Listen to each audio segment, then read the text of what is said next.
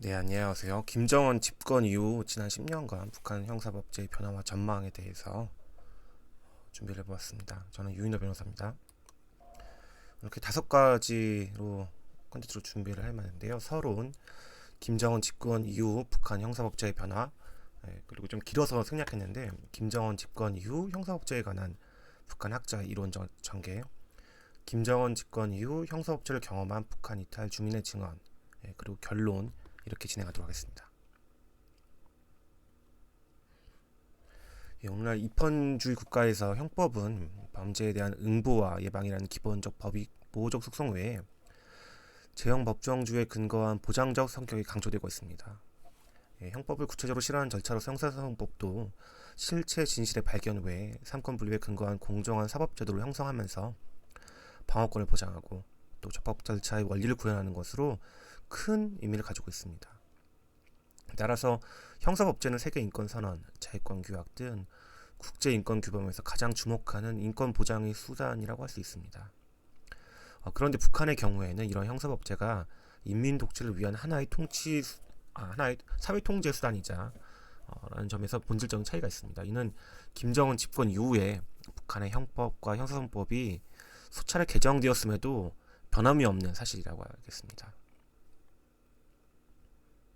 즉 북한의 형사법제에서 국가는 반국가 및 반민족 범죄와의 투쟁에서 저가를 엄격히 가려내서 극소의 주동분자를 진압하고 다수의 피동분자를 포섭하며 형사사건의 취급 처리에서 군중의 힘과 지혜에 적극 의거하며 군중의 이익을 철저히 옹호하도록 하고 국민들 속에서 준법 교양과 법적 통제를 강화하여 범죄를 미리 막도록 함으로써 인민 독재를 위한 하나의 수단으로 형법과 형사소송법을 활용하고 있음을 알 수 있습니다. 이 이후에는 북한 형사법제 동향, 최근 개정된 내용들, 그리고 북한 법학자의 형사법 의식, 그런 제도들에 대해서 우리 대한민국에서 이해하는 것과 다르게 북한에서 어떻게 이해하고 있는지, 그리고 북한 인권 백서, 통일부나 대한변호사협회 등을 통해서 공개된 북한 주민의 증언, 형사법제를 직접 경험한 북한 이탈 주민의 경험을 기초로 해서 실태에 대해서 살펴보도록 하겠습니다.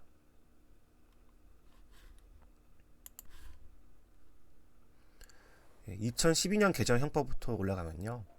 2009년 개정 형법에 비해서 범죄자의 처리 원칙과 범죄 위험 방지 원칙이 순서가 조금 바뀌었을 뿐이고요. 형법에 규정된 범죄에 대하여만 형사 책임을 물을 수 있도록 하고 소급표 금지 원칙, 그리고 형벌의 종류로서 벌금형을 신설하였습니다. 또 일부 개별 범죄 법정형을 완화하였습니다. 이에 대해서는 북한에서도 제형 법정주의 채택을 위한 움직임이 진행되고 있다는 평가. 벌금형은 반국가 및 반민족 범죄에 부과하는 부가형벌로 규정되어 일반 주민들에게 미치는 영향은 제한적이라는 평가가 있습니다. 2015년에도 수차례 개정 작업을 거쳤는데요. 김정은 집권 체제가 본격적으로 확립되어 가는 과정에서 단행된 체제 보유와 부과하는 범죄에 대한 처벌은 완화하는 반면에 체제 보유의 위험 요소가 되는 범죄에 대하여서는 양형이 강화되었다고 평가하고 있습니다. 좀 자세히 살펴볼 것은 2022년 개정 형법인데요. 종정 형법은 자수만을 규정했고 자백은 단지 형벌 양정을 가볍게 보는 조건으로 규정했을 뿐이었는데 최근 개정된 형법에 따르면 자수의 규정을 27조로 이동하면서 제28조로 자백의 규정을 신설하였습니다. 밑에 보시는 조문들을 보시면 26조, 27조에 대해서는 종전에도 규정이 있었던 것이고요. 28조가 새로 들어간 조문입니다. 조금 그 결과, 그러니까 책임을 이제 완화시키거나 감경하거나 면제하는 부분에 있어서는 조금씩 표현상의 차이가 있는데 26조의 경우에는 과거를 묻지 않으며 형사 책임을 지우지 않는다. 27조의 경우에는 관대히 용서한다. 28조에서는 관대히 용서하거나 형사 책임을 가볍게 지운다 라는 표현으로 봐서는 그 책임을 면제하거나 감면 또는 감경하는 그런 의미로 볼 수 있을 텐데 정확히 어떻게 대응되는지는 사실 문헌상으로는 명백하지는 않은 것 같습니다. 이 자수와 자백에 관련되어 있어서는 뒤에서도 다시 북한 학자의 설명이 나오니까 다시 한번 또 살펴보도록 하겠습니다. 또 이제 저희가 보통 형법학에서 널리 통용되는 범죄 체계론이 있습니다. 근데 그거를 좀 의식한 듯한 변화가 있는데 범죄 성립 조건, 공범의 성립 조건에 관한 규정을 신설하였습니다. 이때 보시면 제11조랑 제19조가 있는데요. 사회적 위험성이 있는 행위가 범죄로 되지 않으면 침해한 사회관계, 객관적 표징, 주관적 표징, 범죄자 표징을 갖추어야 한다. 객관적 구성 요건, 주관적 구성 요건, 위법성, 책임과 관련된 그 내용들을 아마 이렇게 나름의 대응해서 북한에서 규정하고 있는 것 같습니다. 19조에서도 보면 공범은 범죄자들의 의사 합의의 행위 호상 간에 관련이 있어야 성립된다. 공범에서 중요한 경우는 이제 어떤 그 결과 발생에 대한 결과 방어적인 것도 있지만 수인의 공범, 다수의 이제 공범으로 참여한 범죄 참여자들 사이에 주관적인 어떤 의사들이 되게 중요하게 강조가 되고 있잖아요. 그런 것과 유사하게도 북한 형법에서는 제19조에서 유사한 규정들을 새로 신설했습니다. 또 하나 특이한 점은 이제 종전 형법에서는 가족 친척을 상대로 한 저지른 범죄에 있어서는 이제 가족들이 이제 용서하여 주고 청원이 있을 경우에는 형사 책임을 지우지 않는다라고 하면서 어떠한 범죄들에 있어서는 어떻게 보면 특례 규정이죠. 이게 적용되지 않는 경우들이 있다라고 설명을 했었는데 이걸 이제 그냥 가벼운 일반 범죄를 저지른 자에게만 적용하겠다라고만 해서 그럼 가벼운 일반 범죄랑 중대한 일반 범죄가 어떻게 구별되는지 있어서는 사실은 이제 오히려 또 약간 모호해진 측면이 있는 것 같습니다. 강론, 각칙으로 좀 넘어가 보면 공화국의 존엄 모독죄가 신설되었습니다. 밑에 보시면 64조에 반국가적 목적으로 공화국의 존엄을 모독한 자는 5년 이상의 노동교화형에 처한다. 정상이 무거운 경우에는 무기노동교화형 또는 사형 및 재산 몰수형에 처한다고 규정하고 있습니다. 그 외에도 이제 국가전복행위죄, 조국반역죄, 민족반역죄 등은 종전에도 규정이 있긴 있었는데요. 종전에는 그 구체적인 구성 요건에 대해서 규정하고 있었습니다. 예를 들면 국가전복 음모죄에 대해서는 정변, 폭동, 시위, 습격에 참가하였거나 음모에 가담한 것을 이제 구체적인 구성 요건 요소로서 정하고 있었는데 개정되면서는 그냥 단순히 이것들을 통칭해서 국가전복행위라고만 적혀 있습니다. 물론 이제 과거의 법 규정들을 돌이켜 보면 이제 국가전복행위라는 내용 자체가 정변, 폭동, 시위, 습격에 참가하였거나 음모에 가담한 것에 준하는 것으로 볼 수 있긴 할 텐데 아무튼 개정되면서는 그런 구체적인 열거가 이제 그 서술된 표현이 사라졌기 때문에 좀 더 명확해야 될 형법 규정이 좀 더 모호해진 개념으로 바뀌었다. 불합격 개념으로 규정되고 있다라고 보시면 될 것 같습니다. 또 하나의 특이점은 이제 외국인에게만 적용되는 것처럼 신문법 형식 규정됐던 것을 일반 범으로 변경해서 수동제 범위를 확대한 경우들이 발견됩니다. 간접죄에서의 공화국 국민이 아닌 자, 무장 간섭 및 대외 관계 단절 사촉죄에서 다른 나라 사람, 조선민족 해방운동 탄압죄에서의 다른 나라 사람, 조선민족 적대죄에서의 다른 나라 사람 부분이 개정 후엔 사라졌습니다. 그러니까 이제 이런 그 외국인에 대해서 적용되는 것이 아니라 내국인에서 적용된다고 할 텐데 물론 그 국법에 있어서도 이런 그 외국인과 같이 신분범으로서 외국인에게 이제 가공한 내국인에게 있어서는 당연히 이제 우리식의 공범과 신분 규정에 의해서 처벌될 수 있었긴 했지만 이제 이렇게 단독범인 경우에 있어서도 이런 경우들이 처벌될 수 있도록 내용이 좀 바뀌었다라는 점이 특이점입니다. 좀 더 보면 이제 국방관리 질서를 침해한 범죄가 종전에도 이러한 내용들을 규정하고 있었지만 범죄의 행위 태양을 좀 더 세분화해서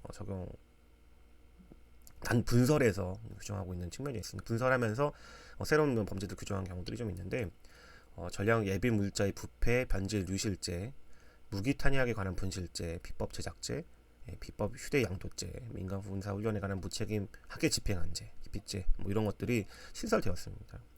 국법에서도 이러한 유사한 경우들을 처벌할 수 있는 경우들이 있긴 있었는데 조금 이제 세분화되고 조문수가 좀 많아진 측면인 거죠. 특이점은 경제관리 질서를 침해한 범죄라고 저는 생각이 됩니다. 되게 이제 그 5장 2절에 규정되어 있는 경제관리 질서를 침해한 범죄에서 규정되고 있는 범죄 수가 대폭 늘어났는데 주로 이제 종전에 있어서는 노동 행정 질서를 침해한 범죄에 대한 내용들을 합치면서 내용들이 좀 커졌는데요. 이게 이제 보통 이제 우리식의 사고로는 민사소송 또는 뭐 계약적 책임, 만약에 공무원이 어떤 잘못을 했다고 하면 뭐 징계 책임 정도로 해결될 부분들인 것 같은데, 이걸 이제 형사 책임으로 규정하고 있는 측면들이 있습니다. 예를 들면 이제 백의종 계획을 무책임하게 세운 죄, 그 인민경제 계획을 무책임하게 세워서 인민경제 계획적 균형적 발전을 지정을 준 자는 이렇게 처벌하고 있고요. 인민경제 계획 수행 질서를 어겨서 인민경제 계획에 미달한 자, 거짓으로 보고한 자, 계약을 어겨서 계약 단위의 대량적 재산적 손실을 준 자, 경영활동을 비법적으로 뭐 비법이라는 표현이 뭐 위법이나 불법이라는 표현으로 볼 텐데, 그러니까 한 차는 또 노동단련, 뭐 다 노동단련형이긴 하지만 이런 것들을 이제 형법으로 규율화해서 처벌하고 있는 것이 신설된 것이 좀 특이한 점인 것 같습니다. 이제 형사소송법으로 넘어와 보면 2012년 개정 형사소송법은 2004년 개정 형사소송법을 그대로 유지하면서 좀 개편한 측면인데요. 특이점은 예심 단기 구속 기간을 최대 5개월로 연장하였던 점, 피소자의 법정에서 자석 배치를 마주보게, 당사자 주의와 유사하게 마주보도록 한 점이 특이한데, 이 점에 대해서는 피소자의 권리 보장이라는 측면에서 바람직하다는 그런 평가가 있긴 합니다. 그리고 사형 집행의 경우에는 해당 기관의 승인을 받는 것으로 바뀌었습니다. 2016년 개정 형사소송법을 보면 종종 50조에서 규정했던 인민재판소 관할을 50조랑 51조로 좀 구별하면서 필요에 따라 도안의 인민재판소의 관할에 속하는 범죄사건을 직접 재판하거나 다른 인민재판소에 보낼 수 있도록 하는 규정을 신설하였습니다. 또 종종 52조에서 규정하였던 특별재판소 관할에 대한 내용을 53조로 바꾸면서 최고재판소로 명칭을 좀 바꾸고, 최고재판소가 아니죠. 최고재판소에 관한 부분을 중앙재판소로 바꿨고요. 필요에 따라 어느 재판소에 관련 속하는 1심 사건이든지 직접 재판하거나 같은 급 또는 같은 종류의 다른 재판소에 보낼 수 있도록 하는 내용도 추가했습니다. 가장 최근인 2021년 개정 형사소송법을 보면 이 부분 좀 자세히 보려고 하는데요. 형사소송 관계자에 대해서 구체적 열거했던 부분을 삭제했습니다. 뭐 그게 큰 의미가 있는지는 모르겠는데 어쨌든 다른 점이 있고요. 그리고 소송 관계자를 바꿔줄 때 대한 신청, 기피 신청에 관련됐던 내용을 종전에 비해서는 대상자를 기준으로 좀 이렇게 세분했다.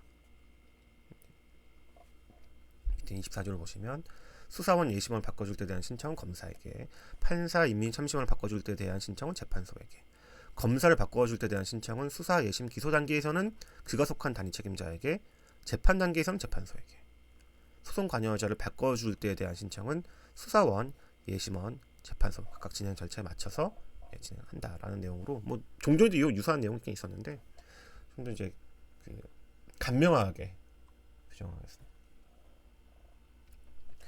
중앙재판소 관할에 관한 규정을 또 정비하면서 비상상소심 사건, 재심 사건의 관할을 규정하고 학급재판소의 관할에 속하는 경우에도 직접 제1심 사건을 재판할 수 있도록 하였습니다. 수사원이 수사 시작 결정을 하지 않은 사건에서 그것을 수사에게 경인 경우에서 종전에 예심에 넘기는 검사의 결정을 규정하고 있었는데, 개정 후에는 삭제되어 보이진 않고요. 또 자백 자료의 의무자 접수에 관한 규정을 신설하였습니다. 86조를 보시면 자백은 관할에 관계없이 접수하며 다른 법기관의 관할에 속하는 경우에는 그날로 해당 기관에 넘겨준다. 자백 자료를 접수받은 관할 법기관은 정해진 기간 안으로 자백 자료의 정확성을 해당 법규에 따라 루회하고 처리한다고 규정하고 있습니다. 좀 중요하게 살펴봐야 될 것은 법정 기간을 변경한 측면들이 있다는 건데요. 예심 기관에 관해서는 종전에는 1괄에서 5개월로 규정하고 있었지만 개정 후에는 특별히 복잡한 범죄 사건은 5개월, 그 밖에 노동교양을 예견한 사건에 있어서는 4개월로 해서 약간 이제 차이를 뒀죠. 구류기간의 특별 연장에 관해서도 종전에는 기본적으로 1개월의 구류기간 연장 외에 특별 연장의 경우를 두어서 2개월로 규정하고 있었는데, 이것도 마찬가지로 복잡한 사건은 2개월, 그 밖의 사건에는 1개월로 좀 완화시키는, 경우의 수를 나눠서 완화시키는 규정이 발견되고 있습니다. 그렇지만 이게 완화되는 것이 아니라 강화됐다 하기 보면 좀 그렇지만 기간을 단축시켜서 절차적 권리를 좀 이렇게 좀 보장이 좀 단축하거나 연장시켜서 그런 그 권리들이 좀 약간 제한되는 경우들이 많이 발견되는데요. 기소를 위한 구류 기간이 종전 10일에서 15일로 변경되었고요. 1심 재판을 위한 구류 기간은 25일이었지만 기본적으로 30일로 하되 10일 연장할 수 있도록 재판 구류, 그러니까 우리로 치면 이제 법정 1심에서 이제 구속해서 재판 받는 기간이 더 들어가게 됩니다. 2심 같은 경우는 종전에는 규정이 없었지만 일반적인 경우는 25일, 노동 단련형 사건에서는 7일이라고 해서 제1심 재판 기간도 25일 안으로 끝내도록 했지만 개정후에는 30일 안에 끝내도록 하였습니다.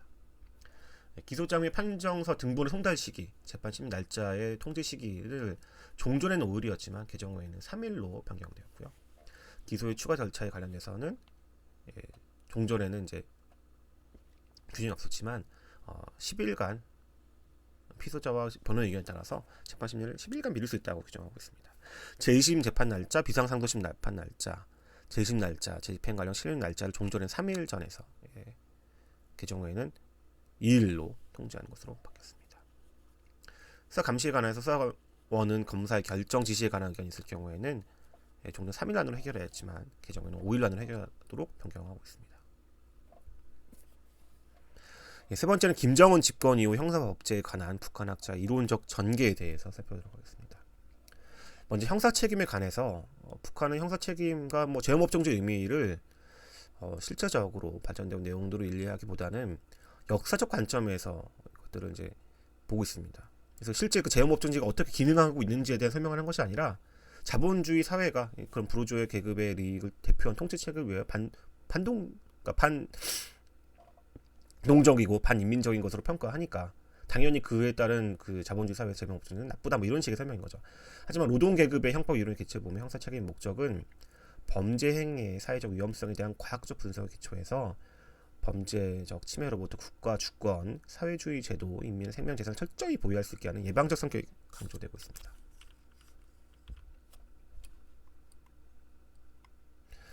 한편 그 앞에 봤던 자백의 개념에 관련돼서는 2019년도에 발표된 그 북한학자의 논문에 따르면 그 시기에 따라서 해당 법기관이 발생한 사건에 대해 조사에 착수하기 전이거나 법기관이 범죄 사건에 대한 조사에는 착수하였으나 해당 사건의 범죄자에 대한 확정이 있기 전까지가 자백이고 그 이유는 고백이라고 설명하고 있긴 있는데요. 문제는 이제 북한의 형법 및 형사선법 어디서도 자백과 구별되는 고백에 대한 개념을 찾을 수는 없긴 없거든요. 그래서 이 고백이 어떻게 기능하고 있는지에 있어서는 이제 조문에서는 찾을 수 없고 북한 학자는 그렇다고 하고 그래서 약간 좀 애매한 측면이 있습니다. 근데 위 설명에 따른다면 예심은 피심자를 확정하는 단계이니까 자백은 예심 과정 이전까지만 가능하고 그 이유는 고백이 된다는 것인데 구체적으로 그 시기의 구별이 예심 개시 시인지 예심 종료 시인지는 알기 좀 어렵습니다. 그리고 이 자백의 개념 같은 경우도 저희 이제 대한민국의 관념과도 비교해 보면 해당 법기관에 발생한 사건의 조사에 착수하기 전에 하는 것은 사실 우리가 이런 개념을 자수라고 이해하고 있는데요. 이걸 이제 자백, 범죄 사실을 시인하는 그 진술로서 자백이 공판정에서도 재판 단계에서 이루어질 수도 있고 수사자에서 이루어질 수도 있는 것인데 그 개념이 이제 그 우리 대한민국 형사법제에서 말하고 있는 그 자백 그런 개념과 반드시 일치하진 않는 것 같다라는 생각이 듭니다. 형사소송 이념에 관련돼서도 좀 이해가 되는데요. 북한의 형사소송은 제기된 형사사건을 당의 정책적 요구에 맞게 해결하는 절차로 이해하고 있습니다. 그래서 재판소를 비롯한 사건 관계자들은 호상, 협력과 통제의 기초에 진행한다고 합니다. 그러니까 당사자주의적 요소는 허용되지 않습니다. 즉 재판에 참가하는 모든 사건 관계자들이 전적으로 책임지고 해결하기 때문에 재판소는 사건의 정확한 해결에 대하여 당과 국가 앞에 전적으로 책임진 사건 해결의 주인으로서 재판에서 주도적 지위를 차지하고 있고 검사와 변호인은 재판에서 시비를 가르고 다투는 과정을 통해서 사건을 해결해 가는 그런 당사자가 아니라 소추와 변호 기능을 통해서 재판소가 제기된 사건을 옳게 해결하기 위하여 협력하고 방주하는 당의 사법 정책의 관철자들이라고 평가하고 있습니다. 그래서 제가 이제 하는 설명들은 제가 어떤 그런 평가가 들어가기보다는 그 북한 학자들 지금 이제 2015년도에 발표된 송경민이라는 북한의 학자에 대한 그러니까 쓴 표현을 그냥 그대로 제가 워딩 그대로 옮겨놓은 거니까요. 좀 약간 저희랑 다르게 당사자주의 소송 구조에 대해서는 이건 철저히 지배계급의 독재 실현을 위한 수단이다. 착취계급이 자기의 지배적 지위를 합리화할 목적으로 피착취 계급의 반항을 진압 제재하기 위해서 필요한 형식으로 평가하고 있는데, 이건 오히려 역설적으로 북한의 극단적인 집권주의적 형사소송 구조에 대한 설명이 아닐까 싶습니다. 그러니까 이제 위 견해는 최성철, 2017년도에 최성철이라는 북한학자는 국가의 정치제적 지배로서 독재의 구체적 내용으로 되는 진압과 제재를 실현하고 보장하기 위한 국가의 권력적 활동이 형사소송이라고 설명하고 있거든요. 네, 그렇기 때문에 우리가 이제 일반적으로 이해하고 있는 당사자주의적 형사소송 구조랑은 되게 큰 차이가 있죠. 이념에 대해서는. 이에 대한 연장으로서 형사소송 주체에 관련된 이해를 살펴보면, 재판 자체가 철저히 계급적 성격을 띠고 있기 때문에 인민 대중의 자주적 권리와 이익을 옹호하는 재판을 위해서 인민 대중이 중심에 놓이게 됩니다. 이게 결국 인민 참심원 제도와 연결되는데요. 이 재판소의 구성원으로서 인민 참심원은 판사와 동일한 권한을 가지고 증거 심리를 직접 진행하여 사건에 대한 자기 확신을 가지고 판결의 토의 결정에서 자기의 권한을 실제로 행사하게 된다고 하는데, 결국 북한에서 형사 재판은 형사 절차의 과정에서 침해될 수 있는 인민의 기본적 인권을 보장하기 위한 측면보다는 범죄로 인하여 발생하는 반혁명적 책동과 범죄적 요소를 철저히 짚부셔버림으로써 인민 정권의 인민민주주의 독재 실현을 위한 보장을 위한 것으로, 이런 재판관의 기능과 역할이 특히 인민 참심원 제도에 의해 더욱 원만히 실현된다고 보고 있습니다. 인민민주주의 독재 기능의 중요한 내용의 다른 하나는 공화국법에 의하여 보장된 인민의 권리를 철저히 보호한다는 것입니다. 근데 여기서 인민의 권리가 보통 저희가 형사법에서 보장하는 어떤 권리가 있다라고 하면 피의자, 피고인의 권리일 텐데, 그런 것이 아니라 이제 범죄 피해자로부터 보호되는 개인적 법익일 뿐이라는 것입니다. 그래서 이제 김덕일이라는 2012년도에 발표한 그 북한 학자의 설명에 따르면 인민의 이익을 법적으로 옹호 보장하는 것은 계급적 원수들을 비롯한 온갖 범죄자들을 공화국 이름으로 진압 제재하는 것과 함께 여러 가지 인격상 및 재산상 분쟁 사건들을 심리 해결하는 과정을 통해서 우리 인민들의 민주주의적 권리와 자유를 실질적으로 보장한다라고 설명하고 있습니다. 다음으로 검찰 제도에 관련된 이해인데요. 북한에서의 검찰권은 검찰 기관이 행사하는 기본 권한으로서 온 사회의 혁명적 준법 기풍을 철저히 확립하고 온갖 범죄 및 위법 행위의 투쟁을 강화하는 데서 중요한 작용을 한다고 설명하고 있습니다. 검찰 기관의 준법성 감시권은 기관, 기업소, 단체와 국민들이 국가의 법을 정확히 준수 집행하는가를 감독 통제하는 것을 의미한다고 하는데, 자본주의 국가에서 수사권과 기소권이 검찰권의 주요 내용을 이루지만 지배 계급의 이익 실현에 복무하는 것으로 하여 철두철미 반동적이며 반인민적인 성격을 띠고 있다고 평가하고 있습니다. 변호인 제도에 대해서도 변호인은 형사재판에서 피소자의 법적 권리가 충분히 보장되도록 하면서 증거의 수집 확인, 검토를 비롯한 적극적인 증명활동을 통해 사건의 공정한 해결에 직접적 영향을 줄 뿐 아니라 재판의 교양적 목적 달성에도 적극적인 작용을 한다고 설명하고 있으니까, 얼핏 봐서는 변호인 제도에 대한 이해는 다른 것과 다르게 좀 이렇게 제대로 박힌 거 아니냐 생각할 수 있겠지만, 실제 이 관련된 다른 이제 설명들을 보면 변호인은 재판의 당사자가 아니라 재판의 관계자로 형사재판에 참가해서 재판소로 하여금 제기된 형사사건의 진상을 정확히 밝혀낸 데 기초하여 공정한 판결을 내리도록 피소자를 도와주는 것이 아니라 재판기관을 도와주고 그와 힘을 합치는 일꾼이라고 설명하고 있습니다.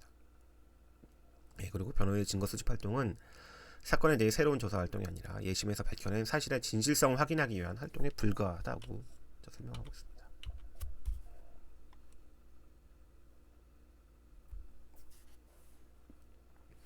북한에서 변호인의 지위와 역할이 재판기관과 실체 진실 발견 협조하는 자로 전락하게 된 이런 배경으로 보면 자본주의 변호인 제도에 대한 불신에서 비롯된 것으로 보입니다.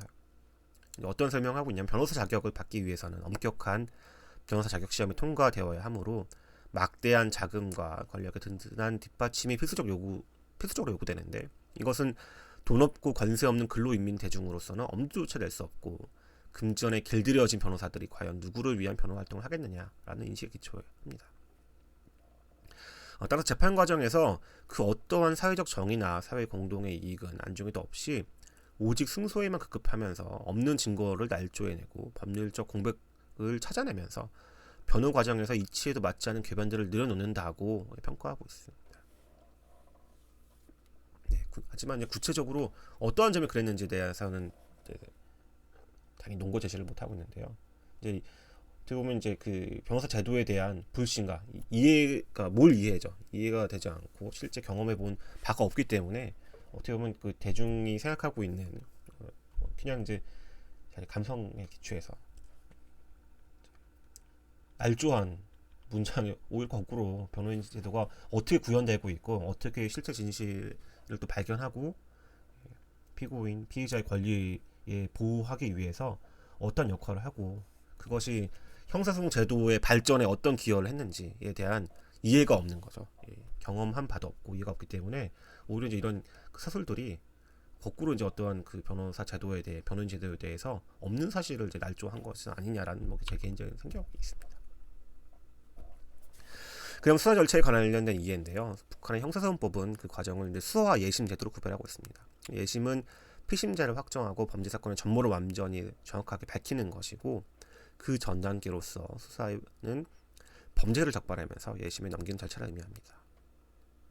이에 대해서 북한 학자도 수사는 범죄자와 범죄 사실을 적발하고 사건 해결에 필요한 긴급한 증거들을 모조리 수집하는 것을 의미하고 예심은 피심자를 확정하고 사건의 전모를 밝히는 것이라고 설명하고 있습니다.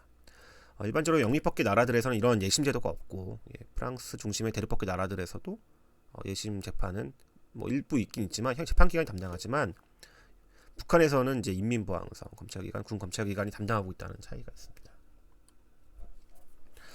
기소 절차에 관련돼서는 북한의 형사소송에서는 기소는 검사가 수사와 예심을 통해서 확정된 범죄 사건 기록을 검토하고 재판소에 심리할 것을 요구하는 것을 의미합니다. 즉 공화국 형사소송법에서는 기소의 임무는 예심을 종결한 사건 기록을 전면적으로 검토해서 예심에서 범죄의 전모가 완전하고 정확하게 밝혀졌다고 인정될 경우에 피심자를 재판소에 넘기는 것이라고 설명하고 있습니다.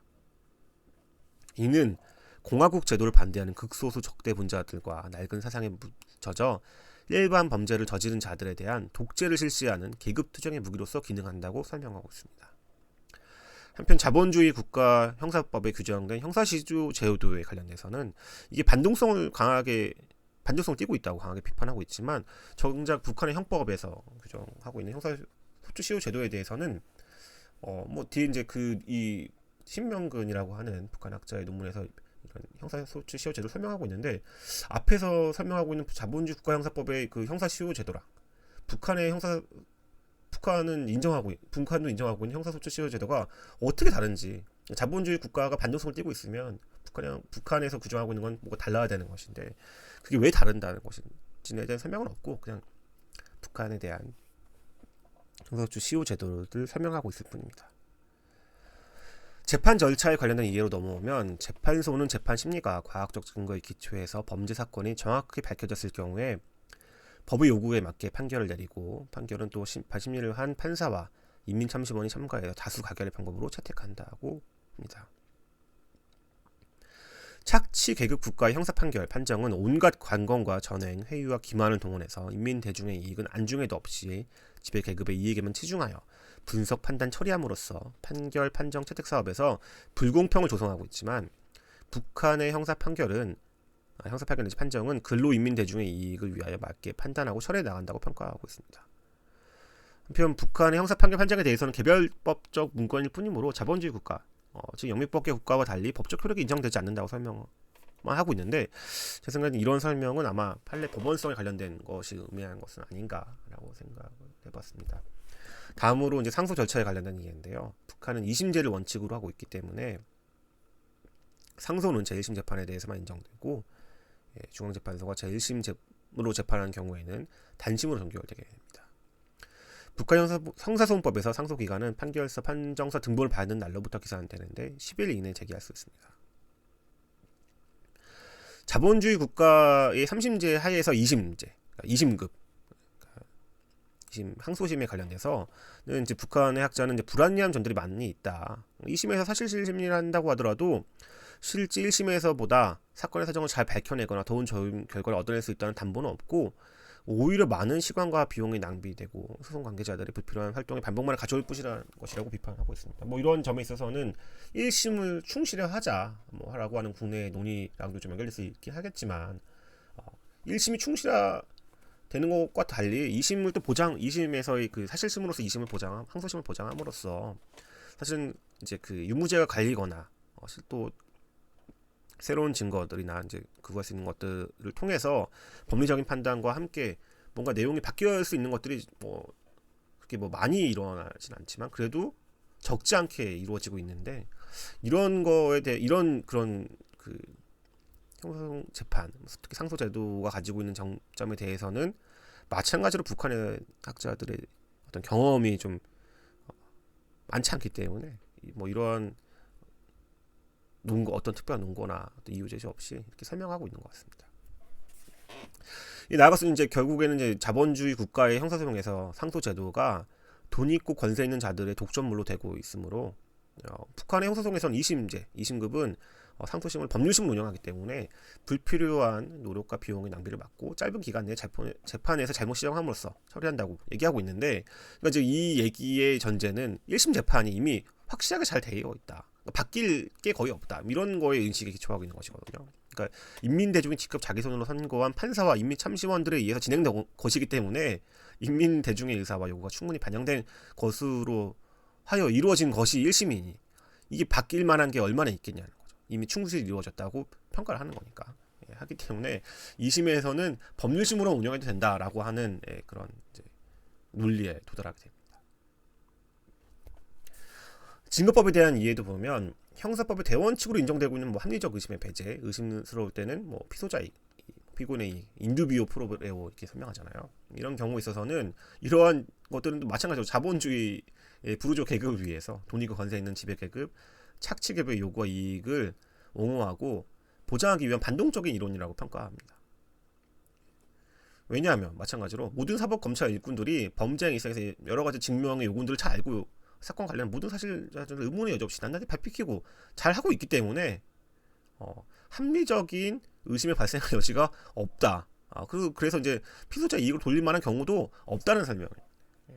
그러니까 이제 수사가 잘 되고, 우리식으로 치면 경찰, 검찰 수사를 잘하고 있고 증거도 잘 알아서 수집하고 있는 그거에 따라서 이제 일하고 있기 때문에 바뀔 만한 게 별로 없다라는 이제 그런 낭만적인 생각. 심지어 충분한 증명하지 못한 경우에도 수집한 증거로서 증명할 수 있는 범위의 사실에 기초해서 결론을 내릴 때 계급적 입장에 튼튼히 서서 어느 것이 혁명을 이루는 것인가. 저희가 이제 이제 뭔지 잘 모를 때는, 의심스러울 때는 피고인, 여기서는 피소자 이익으로 평가하는 것이 맞는데 북한에서는 이제 계급적 입장에 튼튼히 서서 어느 것이 혁명을 이룬가를 기준으로 처리한다라고 설명하고 있습니다. 그래서 북한 형사소송법은 과학적인 증거를 기초해서 완전하고 정확하게 밝혀야 한다는 규정에서 근로인민 대중의 자주적 요구와 이익을 가장 철저히 실현시켜주고 있다고 스스로 자평하고 있습니다.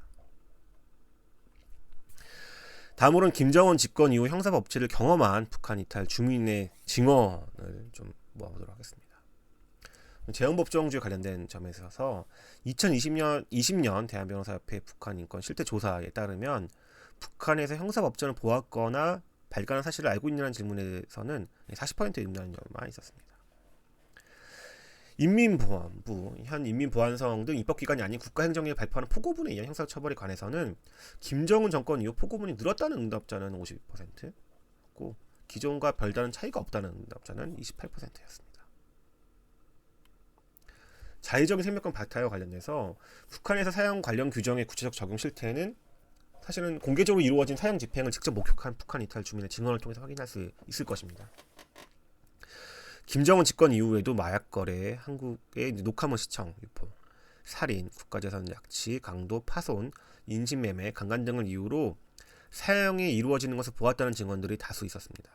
비록 2019년 탈북한 북한 이탈 주민 중 한 명은 2012년에서 2003년 공개 총살을 목격한 이후 공개 처형이 없어졌다고 증언하고 있고, 또 다른 북한 이탈 주민도 2013년 이후부터 전국적으로 공개 총살이 없어졌다고 증언하면서 김정은의 명령으로 공개 처형을 하지 않는다라는 방침이 내려온다라는 이야기를 들었다라고 하는 증언이 존재하긴 하지만 2020년 조사를 보면 2015년과 2018년에 공개 처형이 이루어졌다는 증언을 확보하고 있기 때문에 김정은 집권 이후에도 북한 형법상의 사형 대상 범죄 폭넓은 규정과 빈번한 집행이 이루어지고 있음을 알 수 있습니다.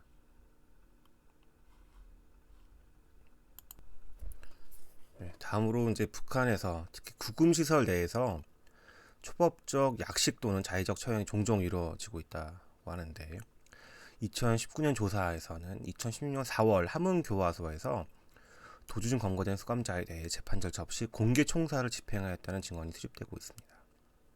또 구금 중 도주 등의 맥락이 아닌 일반적인 맥락에서 초법적 약식 또는 자의적 처형이 이루어지고 있기도 하는데 재판 절차를 아예 거치지 않은 경우도 있고 형식적으로 재판 절차를 거치더라도 피고인에게 부여되어야 하는 최소한의 권리가 보장되지 않은 경우도 있다고 합니다.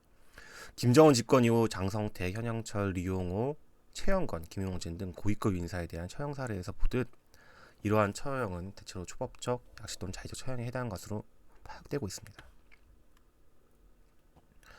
수사 절차상 고문 등 비인도적 처우에 관련해서도 실제 형사사건 처리 과정에서 빈번하게 발생하고 있다고 합니다. 피의자의 신문 기간에 자백을 받아내기 위한 조사 방식 중 하나로 고문이 확립되어 있을 만큼 고문이 만연해 있다고 파악되고 있습니다. 2020년 통일연구원 조사에서도 구금시설 내 구타와 가혹행위에 관련해서 고종자세 강요 및 구타를 경험 내지 목격했다는 증언이 수집되고 있고 사회안전성 산하의 교화소, 노동단련대, 집결소 및 구류장 등에서의 구타 및 가혹행위 증언이 나타나고 있습니다. 따라서 여전히 보위성, 안전성, 산하 시설 모두 구타와 가혹행위가 근절되지 않는 것으로 보입니다. 재판 절차상 불공정한 재판이 진행되고 있다는 증언도 있습니다. 2019년 탈북한 북한 이탈 주민의 증언에 따르면 공개재판이 한 달에 한 번 정도 열린다고 하면서 공개재판의 대상은 마약 사용자, 불순록하면 시청자, 중국 비법 월경자, 중국 또는 한국과 전화하다 검거된 사람 등이라고 합니다. 현지 공개 재판의 판사, 검사, 변호사, 인민참심원의 참석 여부에 대해서는 북한 이탈 주민들의 증언이 일치하고 있지는 않지만 이들이 공개 재판에 참석하더라도 별다른 역할을 하고 있지 않다는 점에서는 공통점입니다.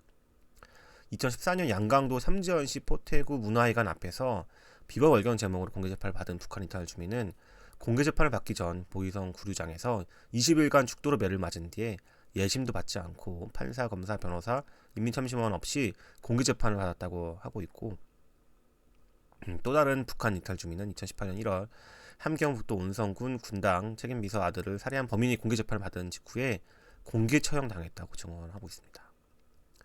북한에서는 정규재판 제도를 거치지 아니하고 형벌을 부과하거나 형벌 유사의 징벌을 하는 경우가 발견되고 있습니다.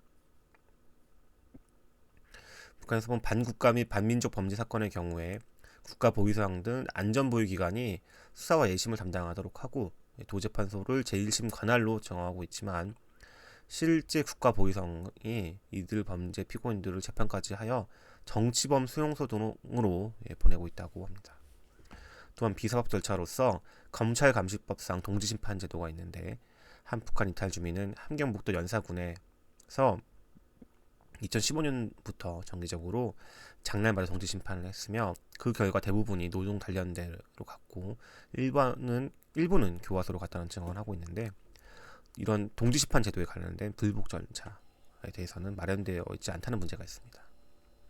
또한 형해화된 변호인 조력권의 문제도 있는데요.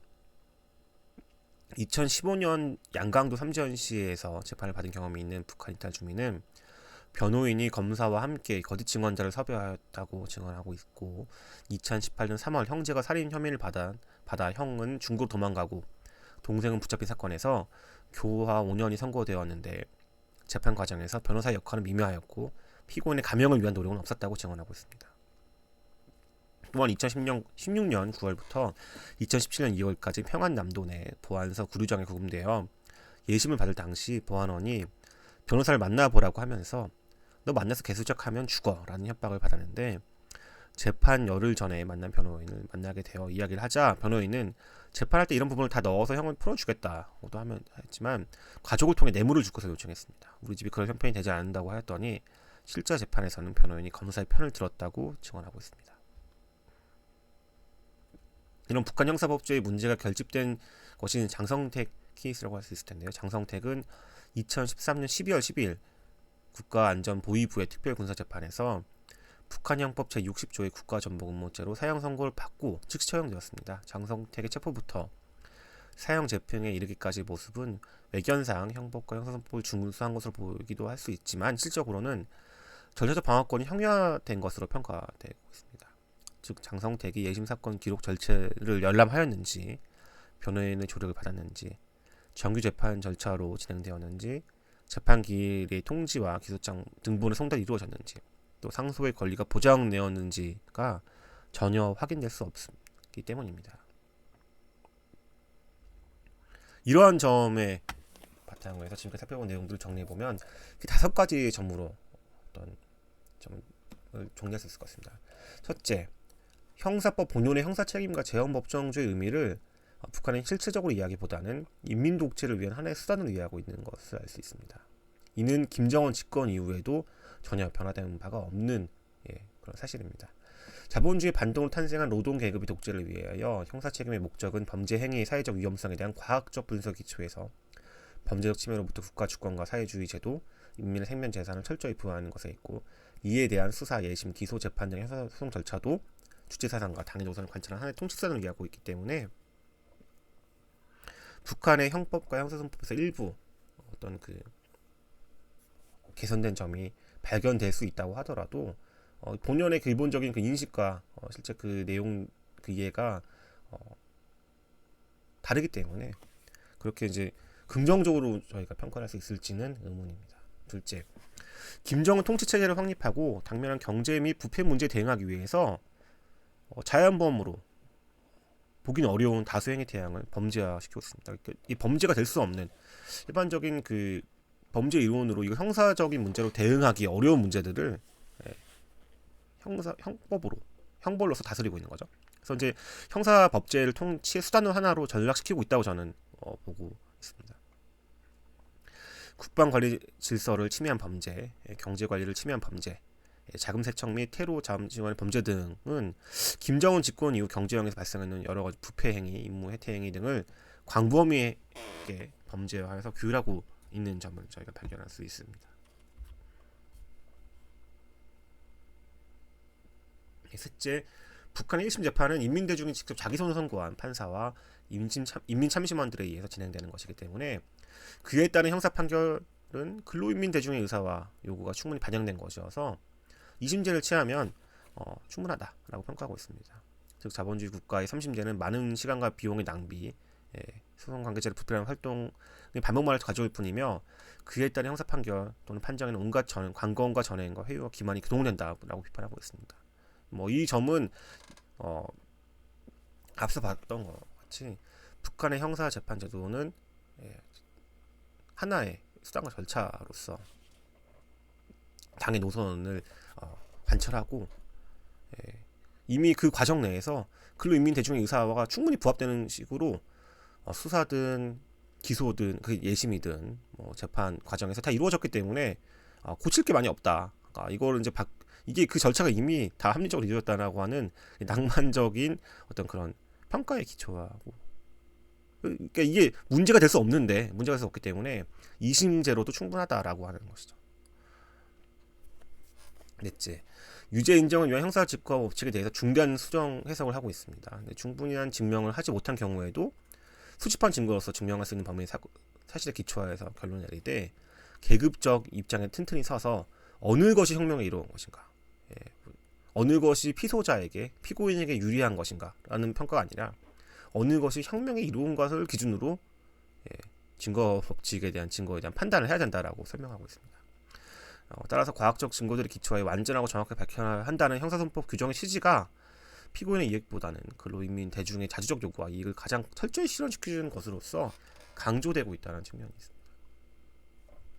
마지막으로 코로나 이후에 이제 북한의 국경이 봉쇄되면서 북한의 형사 법제를 직접 경험한 북한 이탈 주민들의 증언이 충분하지는 않은 상황이지만 그렇다고 해서 코로나 사태 이후 북한의 형사 법제가 근대적으로 아니면 혁신적으로 변화하였다고 볼 만한 증거도 딱히 없는 것 같습니다.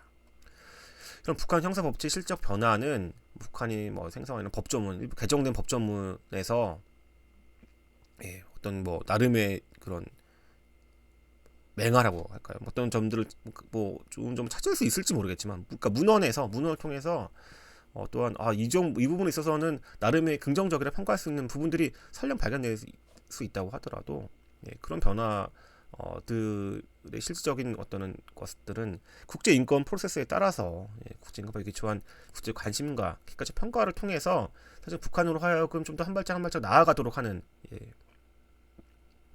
비판과 평가를 통해서 이루어져야 될 것으로 보이는데, 현재 북한은 코로나를 이유로 유엔 북한 인권 특별 보고관 입국을 계속 거부하고 있기 때문에 어떤 북한의 그 형사 법제가 나름 이제 그 국제 인권